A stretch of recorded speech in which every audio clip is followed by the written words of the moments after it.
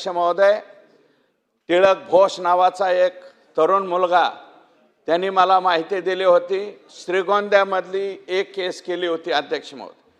तिथल्या एफडीएच्या लोकांना मानलं पाहिजे, तिथल्या पोलिसांनी सुद्धा सहकार्य केलं. सुप्रीम कोर्टापर्यंत हे लोक गेले होते अध्यक्ष महोदय. अँटिसिपेटरी सुप्रीम कोर्टाने सुद्धा दिली नाही. सुप्रीम कोर्टाने सांगितलं जाऊन जेलमध्ये तुम्ही हजर व्हा आणि नंतर आमच्याकडे या. अध्यक्ष महोदय, माझी विनंती आहे, मुख्यमंत्री महोदयांचा हा प्रयत्न आहे अध्यक्ष महोदय, कारण पाठीमागच्या अधिवेशनाच्या वेळेसच त्यांनी शब्द दिला होता की आम्ही हा कायदा चेंज करतोय. केंद्र सरकारचा नाही, राज्य सरकारचा स्वतंत्रपणे कायदा आम्ही या ठिकाणी लावतो. अध्यक्ष महोदय, मी ती फाईल सुद्धा पाहिली. मी 2दा 3दा पर्स्युएशनसाठी त्या ठिकाणी सुद्धा गेलो आणि अध्यक्ष महोदय तिथून परत आले. माझी विनंती नरहरी झिरवाळ साहेबांना, राज्याच्या मुख्यमंत्री महोदयांना, की याच्यामध्ये काल परवा अध्यक्ष महोदय तुकाराम मुंडेंच्या विरोधात सुद्धा हायकोर्टात गेले काही लोक की तुम्हाला मोक्का लावता येणार नाही, अशा प्रकारे धमकी द्यायला इक्बाल नावाचा एक व्यक्ती, इक्बाल मिरची आहे का चटणी आहे पुढचं नाव मला माहिती नाही अध्यक्ष महोदय, पण इक्बाल पठाण का इक्बाल मिरची कोण जो आहे तो तिथं गेला आणि गुटखा विकणाऱ्यांवरती तुम्ही जे स्टेटमेंट केलेलं आहे की मोक्का लावू, हा मोक्का लावता येणार नाही, अशा पद्धतीचं मार्गदर्शन सुद्धा अध्यक्ष महोदय हे गुटखा विकणारे त्या ठिकाणी करायला. अध्यक्ष महोदय, फार कमी वयाची मुलं, तरुण मुलं अध्यक्ष महोदय, तोंडामध्ये तोबरा भरून ज्यावेळेस इकडून तिकडं फिरतात अध्यक्ष महोदय, त्याला जर कॅन्सर झाला ना तर त्याच्या आईवडिलाची परिस्थिती आपल्याला बघवत नाही.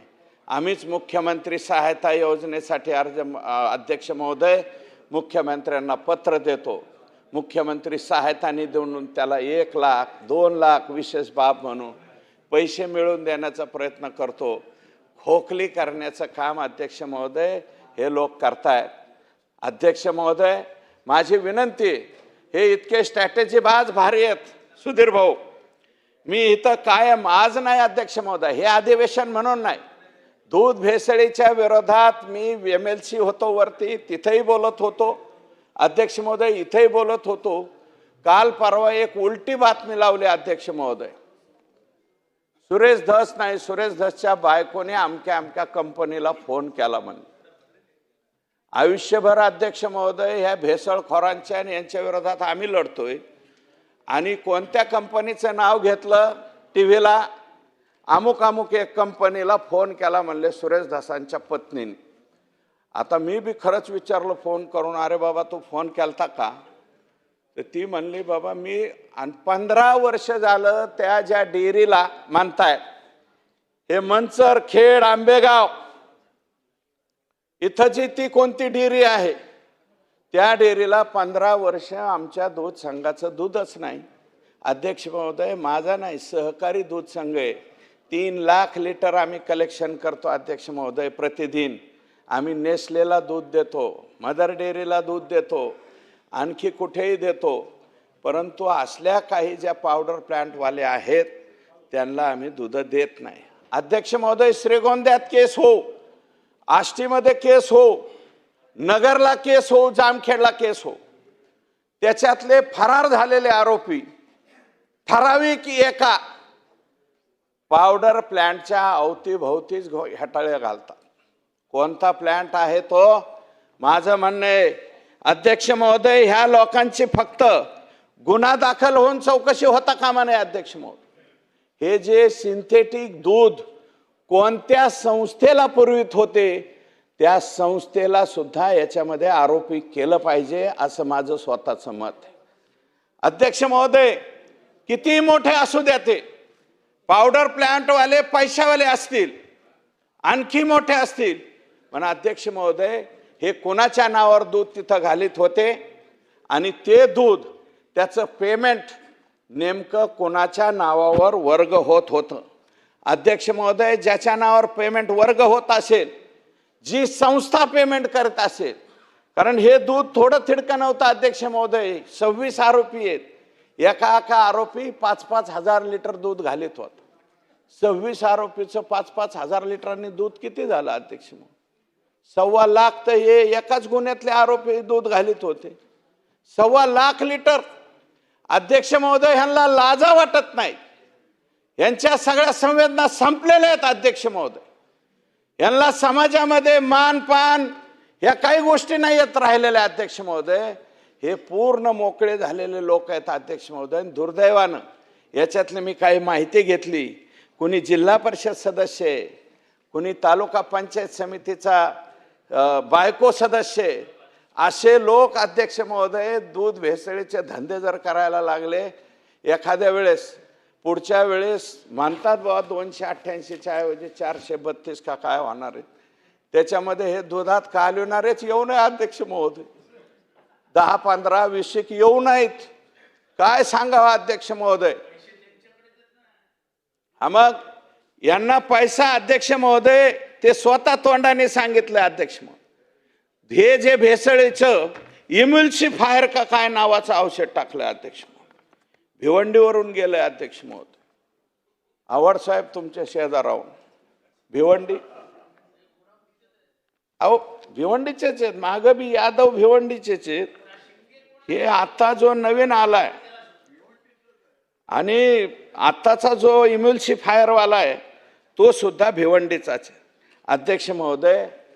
इथून तिकडं म्हणजे संपूर्ण महाराष्ट्र व्यापला अध्यक्ष महोदय. हे कोणाचेच नसतात अध्यक्ष महोदय हे लोक, परंतु प्रतिष्ठित असणारे लोक.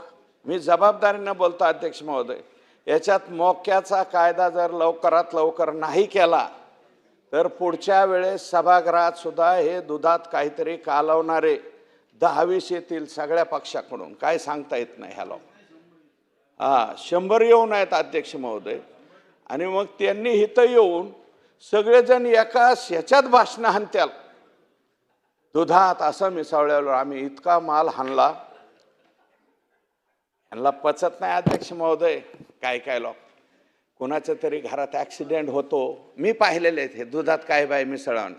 कुणाला तरी ह्याच्या घरात कॅन्सर होतो, कुणाचा ॲक्सिडेंट होतो.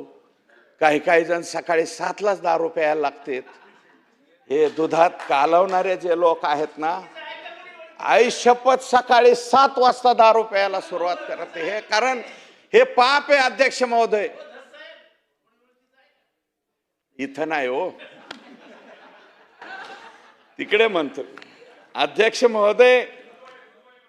या लोकांच्या वरती मोका लागला पाहिजे. आणि मीडियाला सुद्धा माझी विनंती अध्यक्ष महोदय, माझ्यासारख्या माणसावरती तिरप्या नाव नाही घेतला अध्यक्ष महोदय, अंगुली निर्देश माझ्याकडे होईल अशा पद्धतीच्या बातम्या छापल्या गेल्या. खूप वाईट वाटलं अध्यक्ष महोदय.